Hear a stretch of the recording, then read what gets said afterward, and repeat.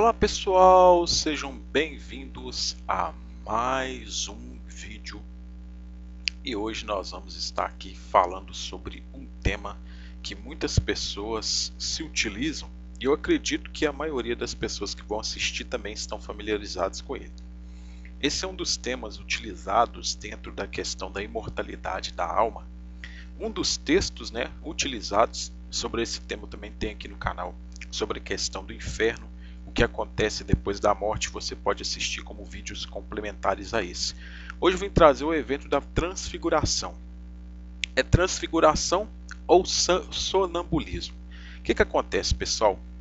O evento da transfiguração de Jesus, ele se dá ali no momento que ele se transfigurou e os evangelhos falam que as suas vestes ficaram brancas e etc e tal. Mas será que esse evento ele foi um evento literal? Quais as circunstâncias que envolvem este evento? Por que eu estou falando sobre as questões das circunstâncias? Porque se for numa questão onde os discípulos estavam ali, por exemplo, de noite, o que acontece? Aí já muda um pouco de figura, né? Já vai mudar de figura a situação, porque já acontece no contexto à noite. E se os evangelhos relatarem que os discípulos dormiram? Pois bem, hoje, se você quiser saber sobre este assunto, eu convido você a ficar comigo aqui até o final desse vídeo, mas antes não deixe de dar aquele like, aquela curtida aí no vídeo para ajudar o nosso trabalho a ser divulgado aqui no YouTube. Não deixe de compartilhar essa mensagem para as pessoas que você conhece, familiares, amigos, pessoas que você são mais chegadas a você e principalmente, pessoal, vai aí, se inscreve no nosso canal, é rapidinho. Você se inscrever no nosso canal, você vai ficar por dentro de todas as novidades que são colocadas aqui, tá bom? Tanto vídeos quanto conteúdos exclusivos, cursos que eu costumo dar aqui também, além também das lives que são feitas, tá certo? Bom, hoje nós vamos fazer análise de três textos, que são os três textos que trazem este relato da transfiguração.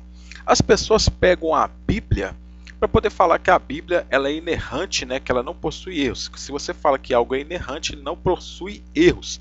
Mas será mesmo que não se divergem ali os relatos? Porque erros, divergências, elas caracterizam muitas das vezes que um dos relatos ou algum dos relatos não esteja preciso e seja realmente certo. Então, como as pessoas têm a Bíblia como inerrante, inspirada a palavra de Deus, então hoje eu vou trazer esses três relatos para vocês verem se realmente não contém aí divergências. Nós temos três textos aqui, olha só para você ver. Nós temos essas expressões aqui. O texto de Mateus ele vai trazer aqui, ó, Kai meti rimerais ex paralabanei roiesos tom petron kai jacobon kai oanem tom adelphon autu kai anaferei autus eis horos ypsilon catridian. Então Mateus vai trazer essa expressão. Já Marcos, olha o que Marcos vai trazer aqui diferente de Mateus. Vou ler apenas a parte em vermelho aqui para não delongar aqui, mas vai dizer assim, ó: Kai anaferei autus eis horos ypsilon catridian monos kai metamorfote em prostem autum. Então, ou seja, já mudou um pouco a narrativa que aqui ele já traz aqui, por exemplo, o vocábulo metamorfote, né? Aí nós temos aqui o texto de Lucas que vai trazer anebe eistohoros prosexastai. Aí tem outra expressão também que os três atestam, Mateus e Marcos vai trazer aqui, ó, essa expressão aqui em vermelho, rimeras ex. Aqui Marcos vai trazer a mesma coisa, só que quando você chega em Lucas, olha o que Lucas vai trazer aqui, ó, rimerai octo. O que isso significa? Enquanto Mateus e Marcos vão trazer aí 6 dias, ou dia 6, dia sexto, Lucas vai trazer o dia oitavo dia. Então já tem diferença? Tem, porque aí já são 2 dias de diferença. Aí vem a pergunta, qual deles que está correto? Hein? Nós já vamos começar assim, para principalmente aqueles que defendem a inerrância bíblica. Vamos lá. Mateus vai trazer essa expressão aqui, ó, tom adelphon autu kai anaferei autus rei oros epsilon catridia. o irmão dele e conduz os mesmos para o monte alto separado a sós. Essa é a tradução dessa frase. No texto, as traduções omitiram o kata, né, que é a preposição ali, que ela pode indicar o seguinte: isolamento ou separação ou também dissolução, tá? É uma opinião minha? Não. Isso aí é conforme os lexicógrafos que foram consultados. Lembrando que quem quiser adquirir esse esboço, os contatos estão sempre na descrição do vídeo. Você pode entrar em contato comigo para você adquirir esse material aqui, tá bom? Então, ou seja, os lexicógrafos vão trazer que essa preposição kata, ela indica isolamento ou separação. Se você adquirir o esboço, você vai saber qual lexicógrafo que traz essa questão, tá? Ela está ligada ao genitivo e o acusativo, que nesse texto é o vocábulo y. Esse y, ou seja, está no caso aí acusativo, tá? Nós temos aqui a terminação dele aqui, ó, on. Essa terminação aqui, tá? Do caso acusativo. Então ele está ligado a essa questão desse kata. Então o que está indicando? Um isolamento, uma separação, que denota aparentemente que Jesus subiu ao monte, mas ficou em particular. Aí, ou seja, o evento que eles estão relatando aí, que eles viram, que eles deduziram e etc e tal, não seria um evento que eles realmente viram, mas um evento que talvez Jesus possa ter contado para eles, né? Mateus traz que o fato ocorreu depois de 6 dias. Marcos vai trazer a seguinte expressão: Kaianefere autus eihoros epsilon kathidian monos kai metamorfote em prostem autum, que significa e os mesmos para o monte alto em particular sozinhos, e foi transfigurado perante eles. Marcos já inicia com o episódio da transfiguração ao iniciar seu descrito. O discurso de Marcos já se inicia dessa forma, tá? Com essa questão da transfiguração, ele já vai colocando logo ali a transfiguração em Marcos, assim como Mateus ele traz que o ocorrido se deu depois de 6 dias. Então, Marcos vai trazer isso também. Orígenes, referente ao verso 2 de Marcos 9. Olha o que Orígenes vai relatar em relação a esse verbo, esse versículo. Olha só. Eik eretai men apaxan plus metamorfote metate tinos anangikaias prostekes en enegrapse mataios kai marcos katagar anfoteros metamorfote em prostem autum, que significa não repouso assim uma vez liberalmente. Transfigurou depois de preço e necessidade darem escrita Mateus e Marcos, para ambos transfigurar perante eles. Olha só para você ver o que Orígenes já vai atestar aí na sua escrita em relação ao versículo. Lucas ele vai trazer a narração Anebe esto horroros proseuxastai, subiu para o monte para orar. Lucas já introduz a sua narrativa em um contexto de espiritualidade, incluindo na sua escrita a oração, o que já muda de evento que aparentemente podia ser literal para espiritual figurado. Então Lucas ele já vai trazer na sua narrativa que esse evento ele está inserido num contexto de oração. Então, ou seja, muda a questão, muda, porque já não é um evento literal, já passa para um evento figurado. E o contexto ele vai corroborar com essa questão da figura, né, de linguagem ali, para expressar uma verdade para os leitores, e vocês vão compreender ao longo do contexto que nós vamos estar aqui analisando. Lucas difere de Mateus e Marcos, trazendo que os acontecimentos se deram após 8 dias, que traz rimera octu, rimera que é dia e octu que é 8, tá, em grego. Então aí Lucas vai trazer que os eventos se deram depois de 8 dias, diferentemente de Mateus e Marcos. Então você já vê que já difere completamente. Enquanto Mateus e Marcos estão trazendo o evento da transfiguração, Lucas já está trazendo uma questão que foi uma oração, e por aí você vai vendo aí que tem diferença sim. Alguns comentaristas, né?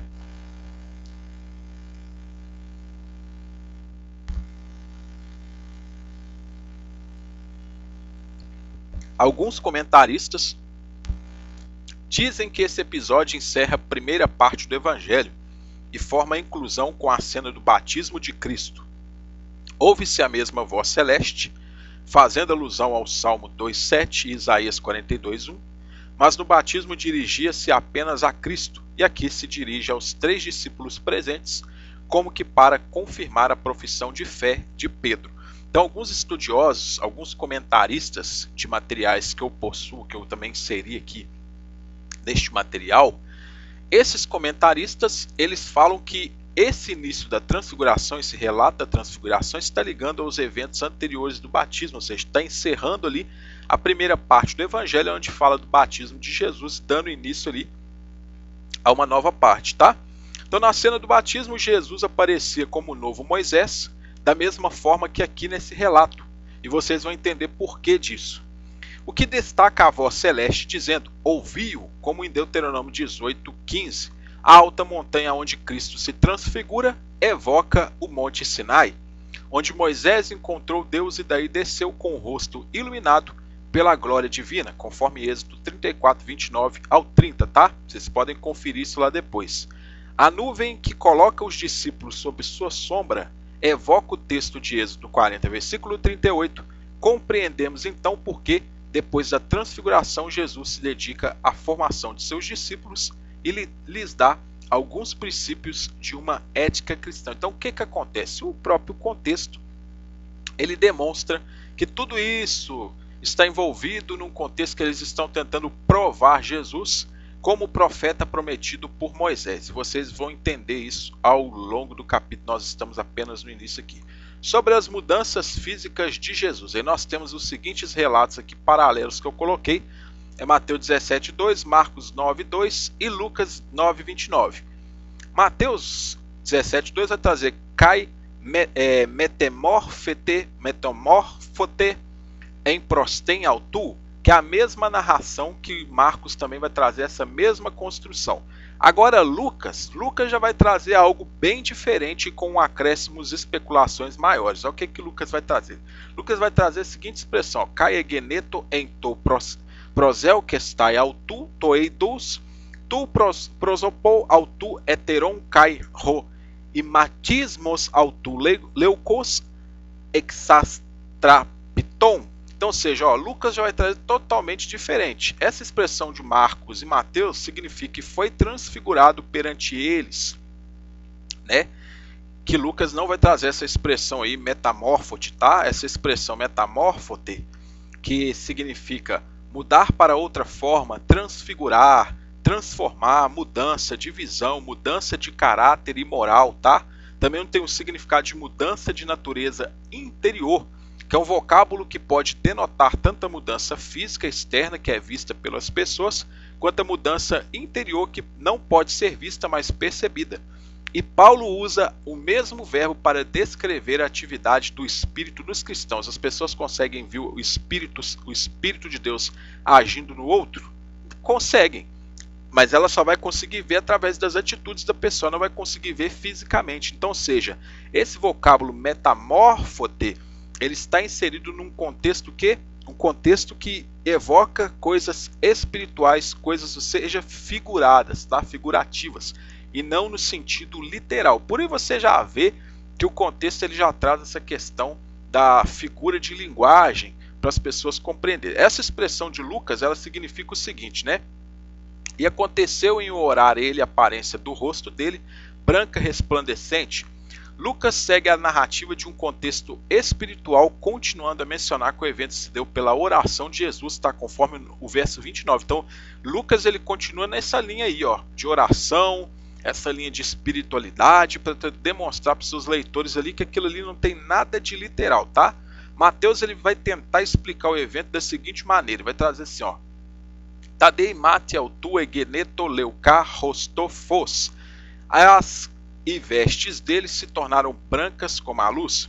Enquanto Marcos vai trazer a seguinte expressão: Kaitai mate autu egeneto estilbonta leuca lian oia gnafeus epitesges oidinatai autus leucanai.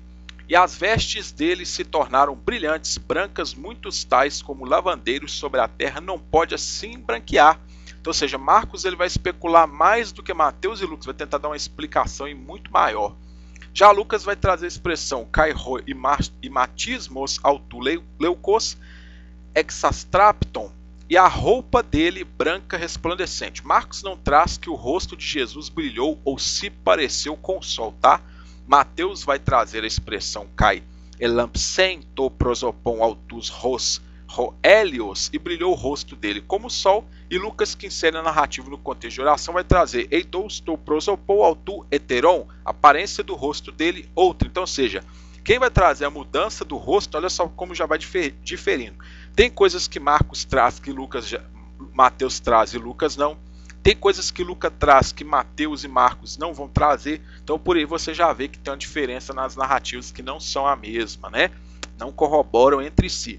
Então o que acontece? Então quando você pega o texto, você vai ver que apenas Mateus e Lucas traz que realmente o rosto dele mudou de forma, que a aparência dele do rosto foi outra, que o rosto dele resplandeceu como o sol, só que Marcos não vai falar nada disso. Marcos vai focar apenas nas vestes, nas roupas ali. Então não traz. Referente ao verso 29 de Lucas, Breslau, que é um estudioso, ele relatou a seguinte forma, ele vai relatar o seguinte: factu est aspectus vultus eius e mutatus, facta est velut sol, aparência de seu rosto como sol, né? Tem essas referências bibliográficas aí. Se Marcos é realmente o evangelho mais antigo, de onde Mateus e Lucas tiraram a ideia de rosto que resplandece? Se Marcos é o mais antigo, da onde então Lucas e Mateus eles tiraram esse relato? Da onde? Porque muitos estudiosos acreditam que o evangelho de Marcos ele é o mais antigo, que ele é o primeiro evangelho que foi escrito, mais antigo.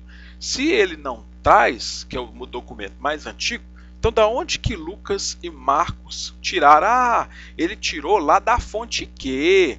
É lá a fonte Q, mas qual que é a prova que existia uma fonte Q?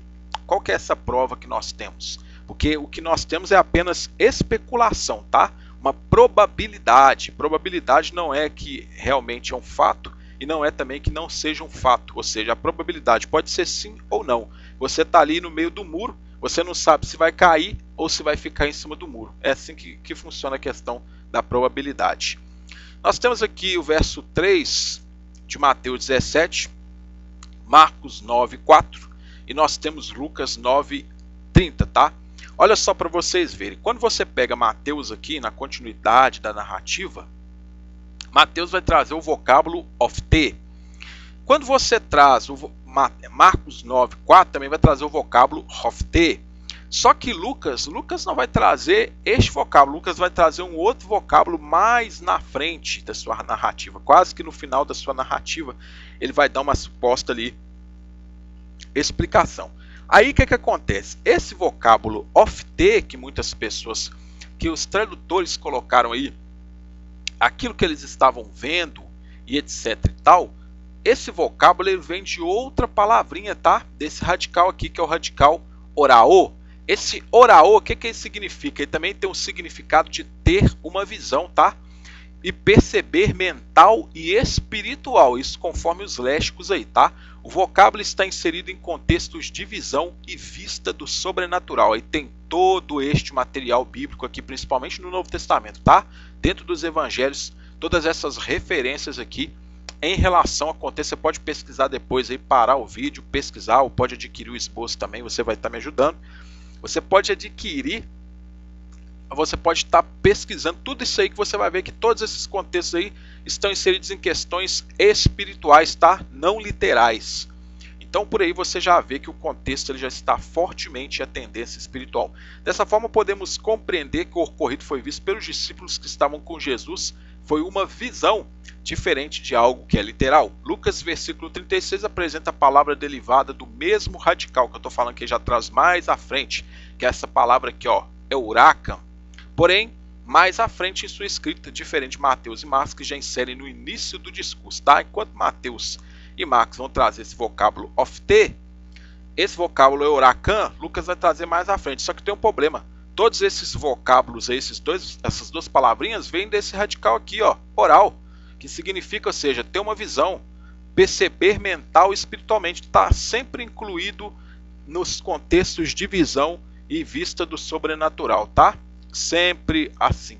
Então, não é um evento que você possa tomar como algo literal. Já cai por terra essa questão da imortalidade da alma, da imortalidade, como muitas pessoas falam da questão aí de imortalidade, né, provando que realmente as pessoas ficam vivas após a morte, utiliza esse texto, ou seja, já cai por terra através disso aqui. Se não é um evento literal, se passa apenas de uma visão, então não tem como você tomar esse texto como uma regra de fé ali, ou para tentar defender uma certa doutrina. Parece que os autores de Lucas, Marcos e Mateus ligaram a narrativa e tentaram deduzir e explicar o que ocorreu no Monte Sinai, quando Moisés passou 40 dias e noites e logo após sua escrita do monte, seu rosto estava resplandecendo. Está lá em Êxodo capítulo 34, versículo 29 e 35.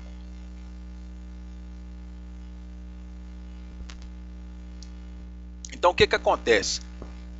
Quando você pega esse evento aqui da vida de Jesus, essa transfiguração, os autores dos evangelhos eles tentaram colocar Jesus como o profeta prometido por Moisés. É isso que o discurso vai trazer, que eles trazem toda uma semelhança por detrás, ou seja, o contexto desse acontecimento relatado possui vários paralelos com os acontecimentos de Êxodo 24, 9 ao 18. 6 dias foi o tempo requerido para preparar-se para receber a revelação e testemunhar a glória divina, ou seja, Mateus e Marcos trazem que após 6 dias, enquanto Lucas traz que é 8, mas Mateus e Marcos está trazendo que é 6. Pedro, Tiago e João, que representaram os 12 discípulos, assim como os anciãos representaram o povo. Está lá em Êxodo 24, tá? Moisés e Elias viram a Deus no alto de um monte, o Monte Sinai e o Monte Horebe. Esses relatos estão lá tanto em 1 Reis 19 e Êxodo 24. Moisés e os anciãos subiram o monte para receber a revelação de Deus. Está lá em Êxodo 24, 9 ao 18, tá? Outros paralelos, ou seja, incluem a referência a uma nuvem, luz brilhante. Segundo alguns comentaristas, a transfiguração de Jesus serviu para identificá-lo como novo Moisés. Isso parece confirmado pelas palavras escutai-o, semelhança com Deuteronômio 18, 15. Um texto de profecia de um profeta como Moisés, tá? Diferente da face de Moisés, que teve que ser ocultada, a face de Jesus teve brilho glorioso demais para ser ocultado.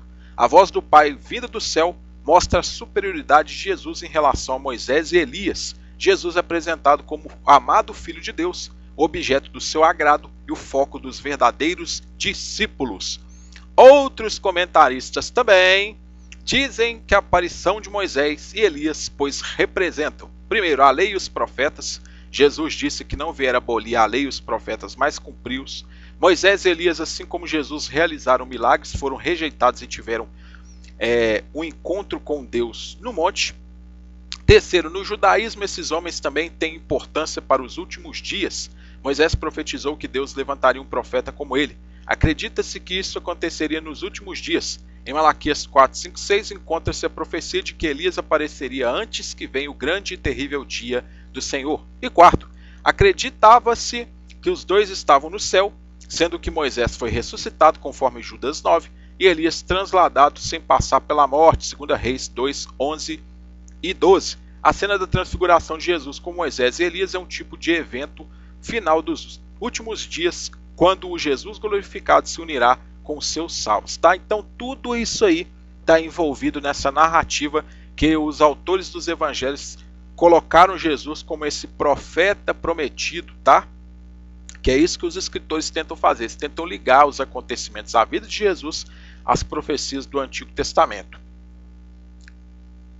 Nós temos aqui, ó, Caidou Andrés Tio, Sinelalon, Autu, Rotinês, Essan, Moses, Elias. E eis, homens dois conversavam com ele, os quais eram Moisés e Elias. Lucas traz que houve uma conversa entre Jesus, Moisés e Elias, mas Marcos e Mateus não atestam o que diz respeito a essa conversa. Então o que acontece? Mateus e Marcos vão trazer que houve a conversa, mas eles não vão falar sobre o que era essa conversa, porque se trata disso. O que era essa conversa? Sobre o que eles conversavam?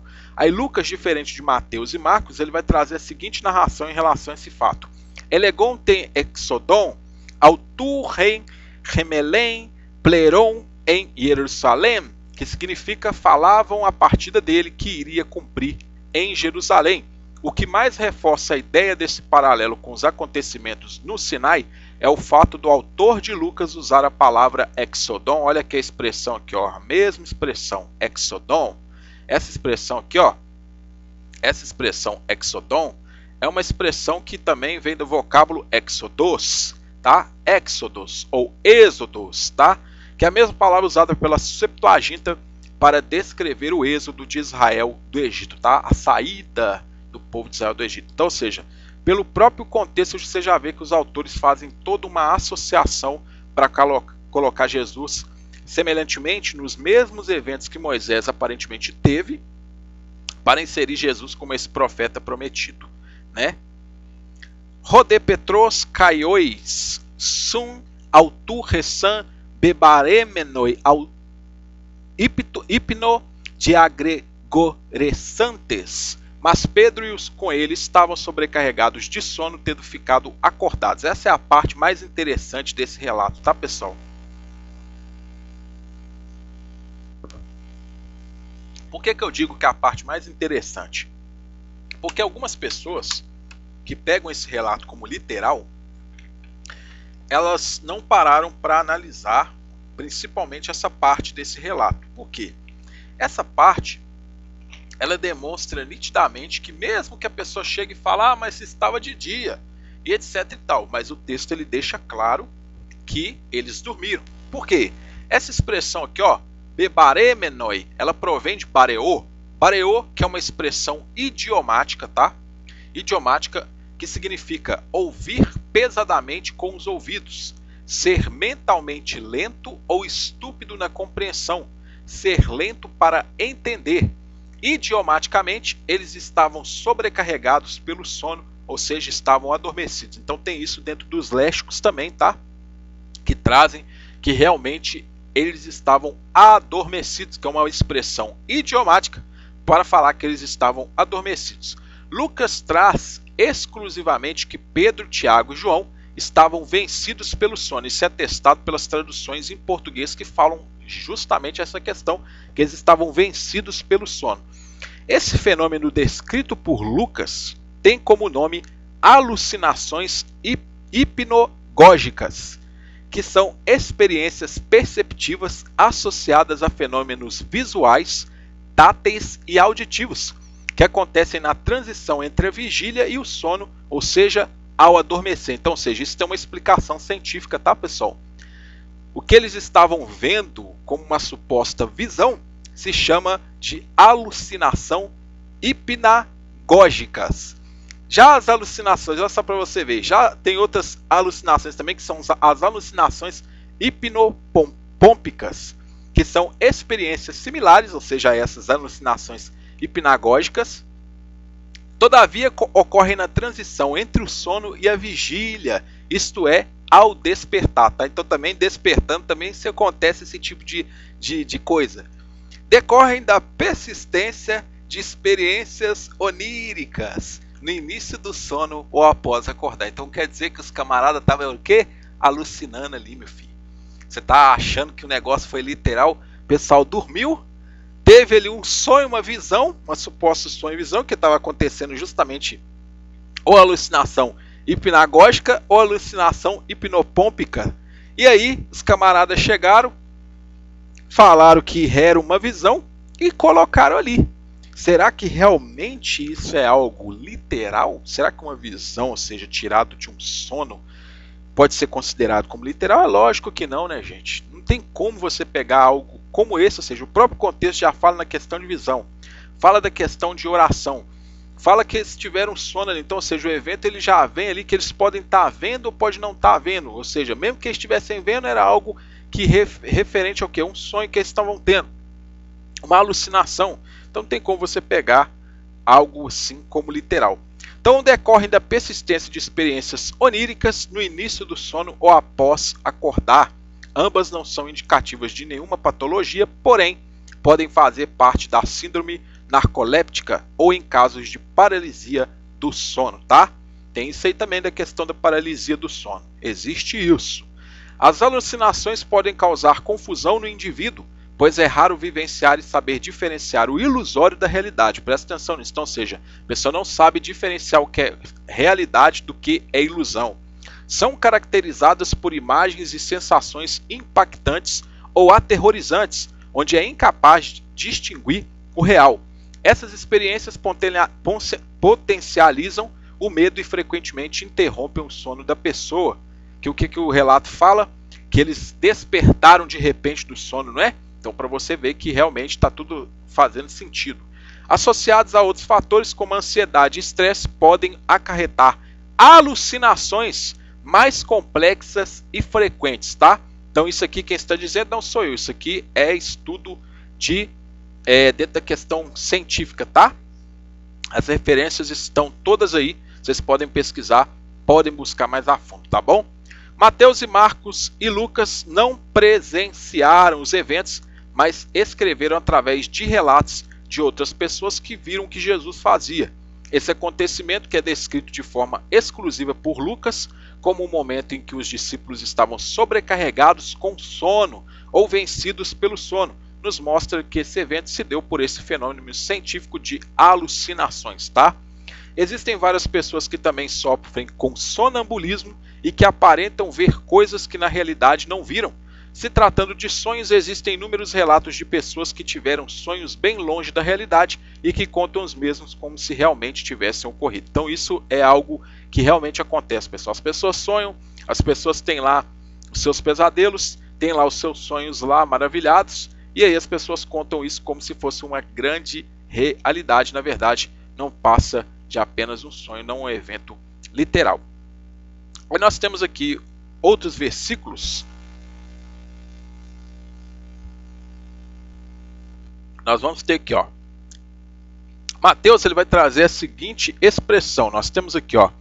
Respondendo, e Pedro disse a Jesus: Senhor, bom é nós aqui estamos. Se queres, farei aqui 3 tendas, para ti uma, e para Moisés uma, e para Elias uma, tá? Mateus traz isso.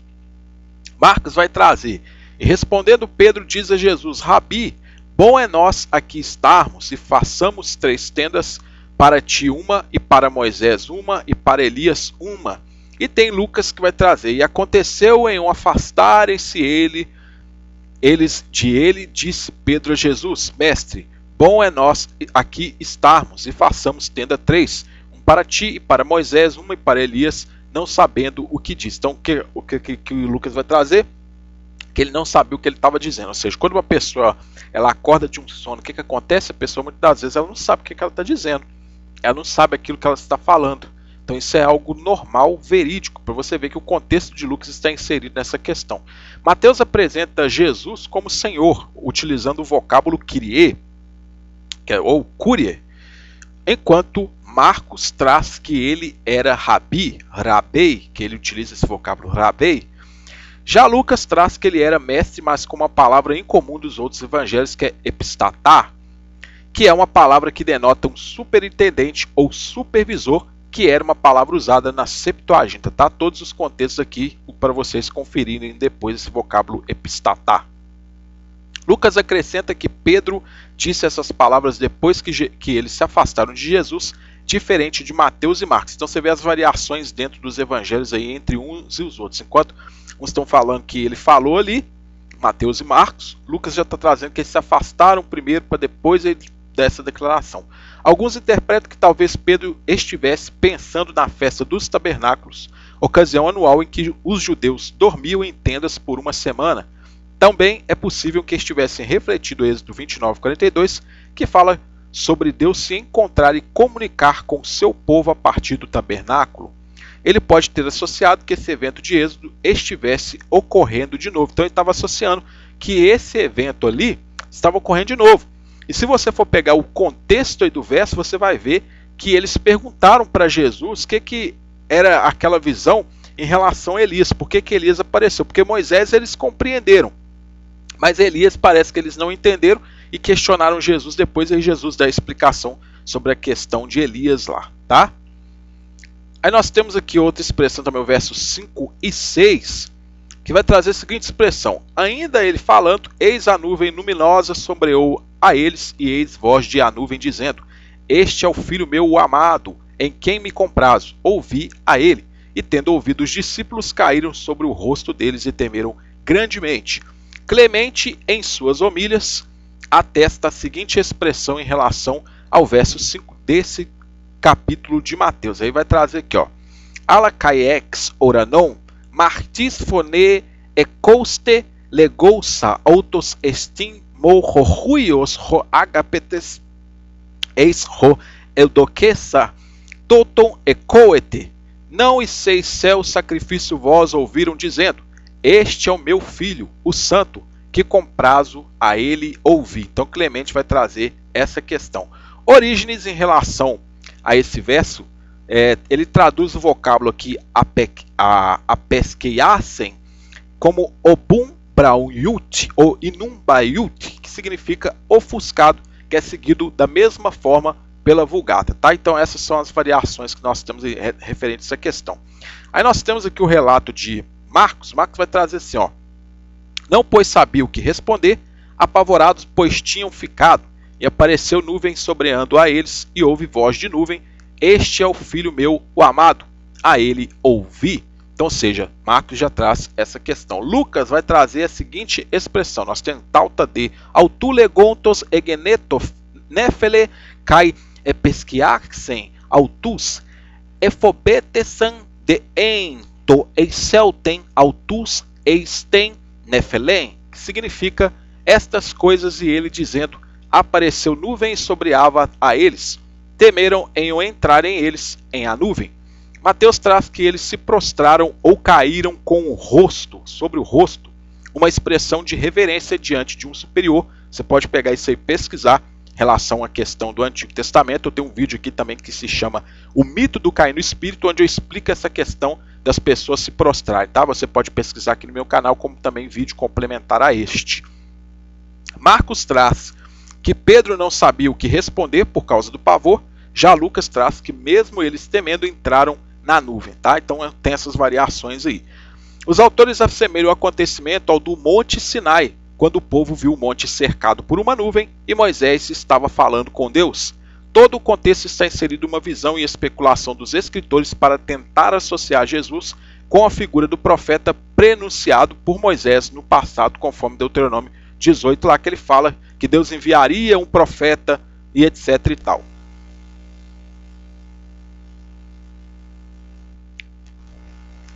Então, se vocês forem pegar todo o contexto da transfiguração, você vai ver aí, por isso que eu coloquei transfiguração ou sonambulismo. Será que é sonambulismo ou transfiguração? Porque justamente é um acontecimento que ocorreu ali no momento que eles estavam com completo sono, estavam sendo vencidos pelo sono.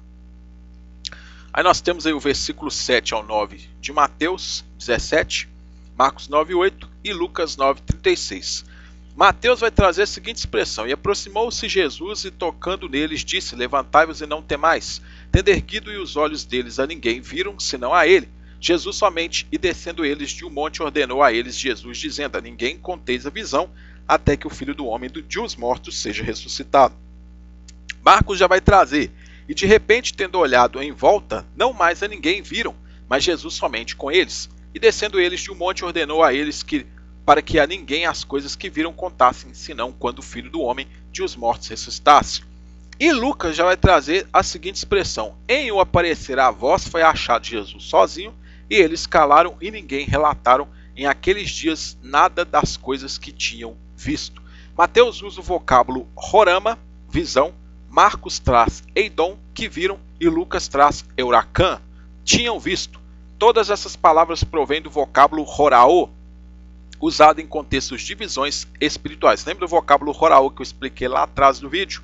Então você pode voltar aí para você pegar essa parte que eu falei desse vocábulo horao, que está inserido em contextos de visões espirituais, tá? Especulação, a pessoa espiritualizar algo, então não é literal. Os três relataram que após a visão, viram Jesus sozinho.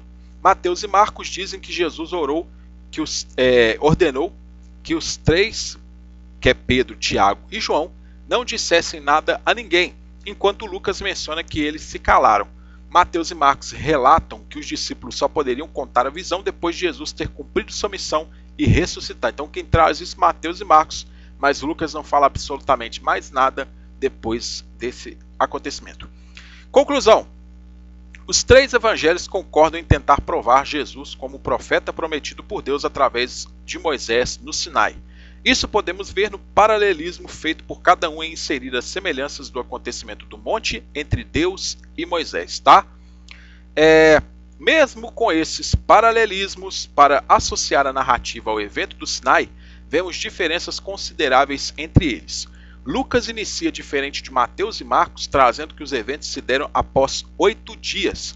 Lucas ainda peculiarmente atesta que os discípulos estavam pesados de sono e que podem ter dormido nesse evento, além de inserir na narrativa um contexto de oração bem diferente dos outros evangelhos. Enquanto Mateus e Marcos trazem que Jesus se transfigurou, Lucas fica calado a respeito e apenas descreve como ficou a aparência de Jesus. Então Lucas faz isso. Marcos não traz que o rosto de Jesus resplandeceu, mas apenas Mateus e Lucas relatam esse ocorrido. Então Marcos não traz. Então você está vendo que tem as variações, não tem uma concordância entre os três. Eles podem concordar nessa questão de querer trazer ele como profeta, mas na narrativa você vê que tem divergências ali. O contexto está inserido em uma visão que é atestada pelos três evangelhos, Mateus, Marcos e Lucas, pois ambos usam vocábulos que derivam da raiz para visão, horaô. Podemos ver claramente que essa visão está associada ao êxodo de Israel no Egito, guiado por Moisés, quando o autor de Lucas usa a palavra exodon, a mesma palavra usada na Septuaginta para descrever esse ocorrido. Mateus 17, 9 ao 13 e Marcos 9, 9 ao 13 explicam por que existia a crença de que Elias viria primeiro, o que parece indicar que entenderam que Moisés havia aparecido. Lucas já não fala nada de explicação em seu contexto que se segue. Então, ou seja, todas essas aí são as divergências aí que se encontram nessa questão dessa narrativa. Então, por aí, pessoal, vocês já verem que esse evento não é um evento literal. Não tem como você pegar essa narrativa para você tentar provar a existência de uma alma após a morte. Sobre essa questão, tem vídeos aqui no meu canal no YouTube, você pode pesquisar sobre isso. Eu falei no início do vídeo aqui sobre a questão da existência da morte, ou seja, o que acontece depois da morte, sobre o inferno. Vocês podem pesquisar esses vídeos aqui no meu canal como material complementar a esse, o cair do espírito também, o mito do cair no espírito, em relação à questão da pessoa colocar seu rosto em terra, o que significa isso. Vocês podem pesquisar aqui. Então, por aqui você vê que no próprio contexto dos capítulos dos evangelistas, você vê que eles entram em discordância, você vê que há uma discordância entre os três, eles não trazem o relato da mesma forma. Alguns trazem informações que outros não trazem. E aí vem a pergunta, qual deles que está correto? Qual deles que está certo? Uma vez que a pessoa pregue a inerrância das escrituras, que a Bíblia ela é inerrante, que não contém discordâncias, como que você vai apoiar isso dentro das traduções em português, principalmente as traduções em português que não espelham muitas das vezes o texto grego, o texto hebraico. Então fica complicado. Então fica aí esse vídeo de hoje para você ver que esse evento não passa de algo figurativo e não tem nada de literal, e que não tem como você provar a questão da imortalidade da alma, principalmente por conta de tudo que é descrito aqui e ao jogo de palavras que é usado entre os autores, né? Bom, eu agradeço você por ter ficado comigo aqui até o final desse vídeo. Não deixa de comentar nesse vídeo, colocar o que você acha, o que você achou desse conteúdo, o que você está achando dos conteúdos. Curta esse vídeo para o YouTube entender que esse conteúdo é relevante, aparecer para mais pessoas. Compartilha para as pessoas que você conhece, para elas acessarem esse conteúdo, terem acesso a esse material também e acessar essa informação. E se inscreva aí no nosso canal, pessoal, porque você se inscrevendo no nosso canal, você vai ficar por dentro de todas as novidades e tudo de novo que nós colocamos aqui. No mais, o que eu tenho a desejar para vocês é muito sucesso, um grande abraço e até a nossa próxima oportunidade.